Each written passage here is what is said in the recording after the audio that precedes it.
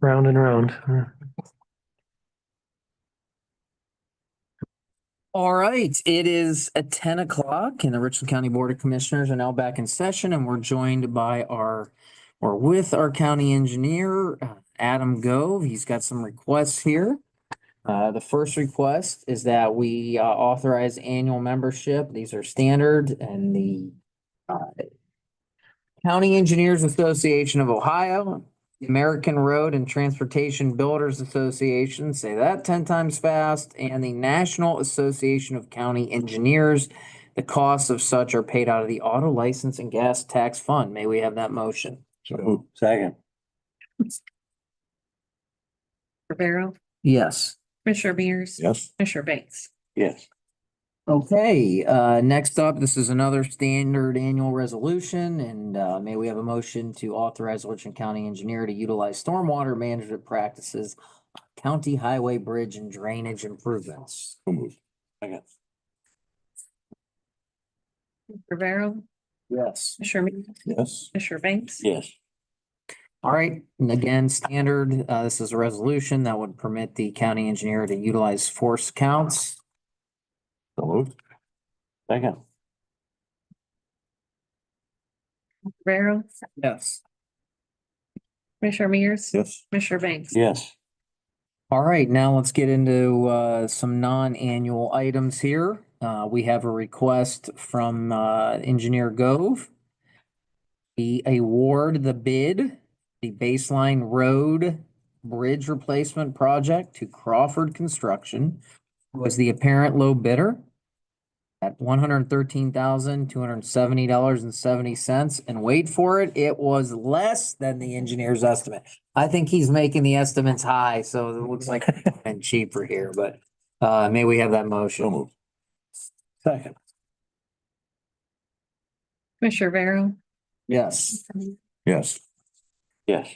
All right, last, and kudos to Adam and Andrew Keller on this. We've had some requests from companies that Adam kind of go over the requirements and rules for overweight and overdimensioned vehicles. Adam and Andrew spent a lot of time on this. Again, in Richland, we continue to try to make things easier for businesses and companies doing business or even traveling through here to do business. So Adam, why don't you provide a little background in where we are? Yeah, so we've had these regulations for over a decade. I can't remember if it was 2010, 2012 timeframe when they were first implemented. So it's for our overweight and oversized vehicles that travel on county roads and some township roads. State routes are handled by the states, inside municipalities are handled by those municipalities. In the past, he would take the applications, do investigation, come up to the board with a recommendation, and the board would essentially approve permit on our recommendation. This vision kind of takes that step out of it.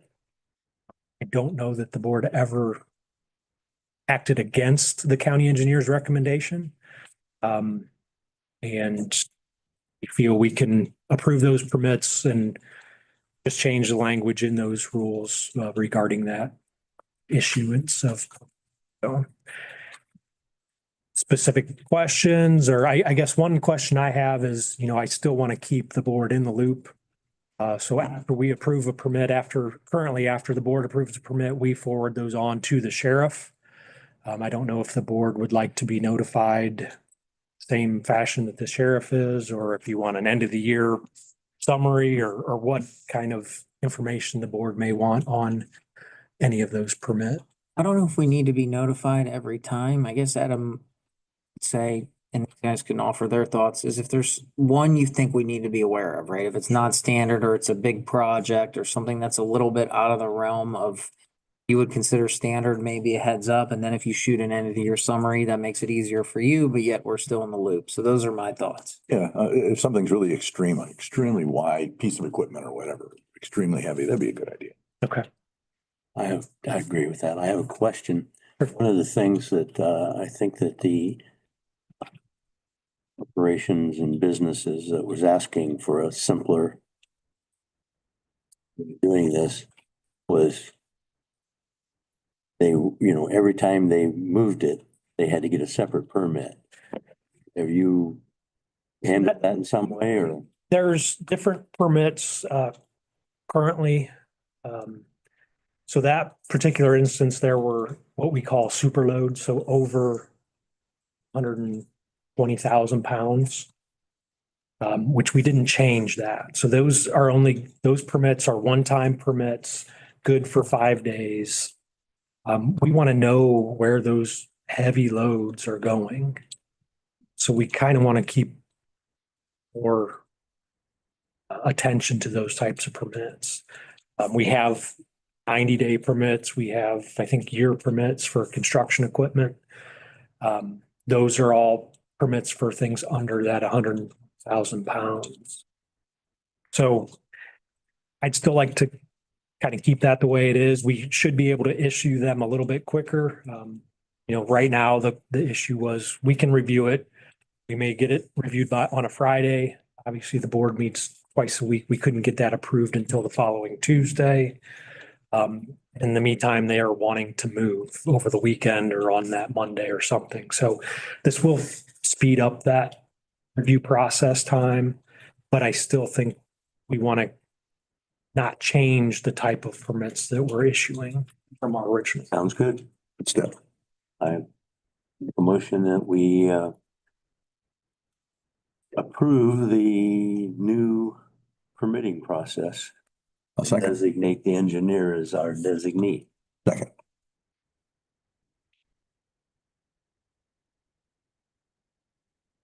Commissioner Vero, Yes. Commissioner Mears, Yes. Commissioner Banks. Yes.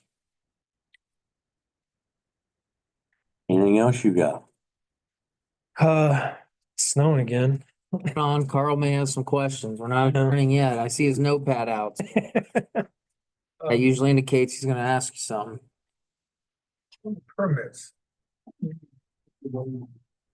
Size. What percentage of those actually?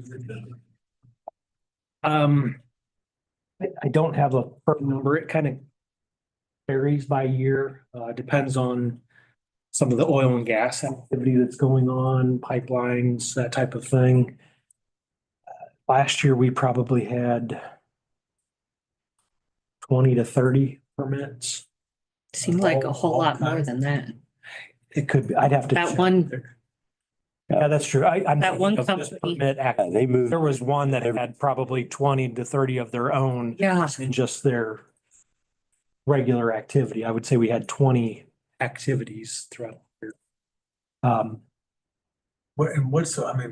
What percentage or do you ever actually deny a permit or do you ask them to make changes? We've asked them to maybe revise their route.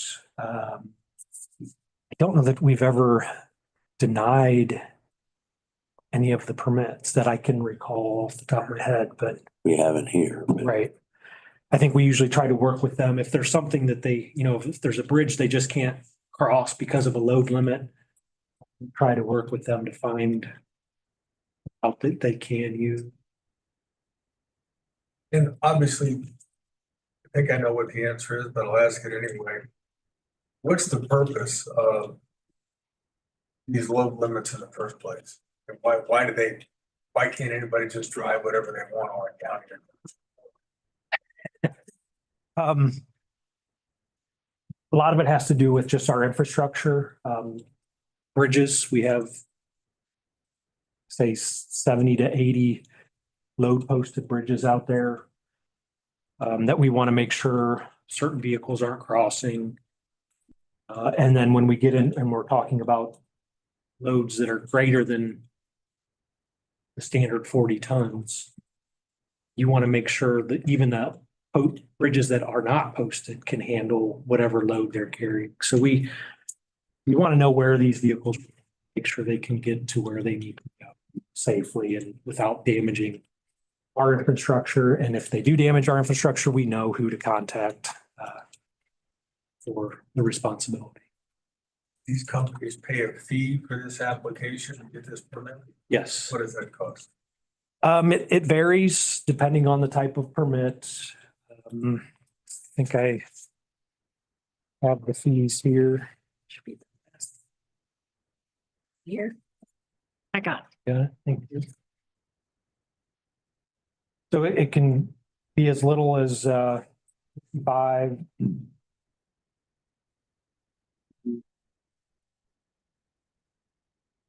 $200 plus.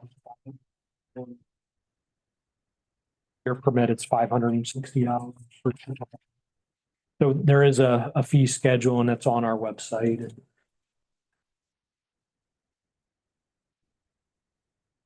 Didn't come up today, but I'll go ahead and.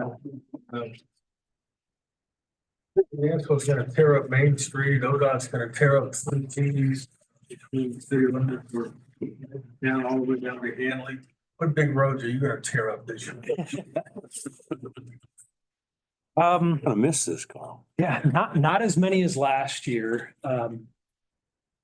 So I don't have the list with me. I think we have about 6 or 7 bridges that will replace this summer. Spring, summer and fall. No other major road reconstruction. We'll have our typical resurfacing projects. But any major road rebuilding or reconstruction is putting that off until 26. 2026 on the ETA for the roundabout at home and Correct. Lex Street. Yes. Anything changed in that since we last talked about it? Not in that particular project. So we do have a widening project on Lex Spring Mill as well. Because of some delays and some change in the scope of that project, that's planning to do those both at the same time. We're now going to split those apart, do the first one in 26 and follow that up with the widening project in 27. Mostly because we feel we can get most of the work on the widening project done with 1 lane of traffic remaining open. Roundabout in 26, widening project in 27. What I have. No questions on salt and salt usage and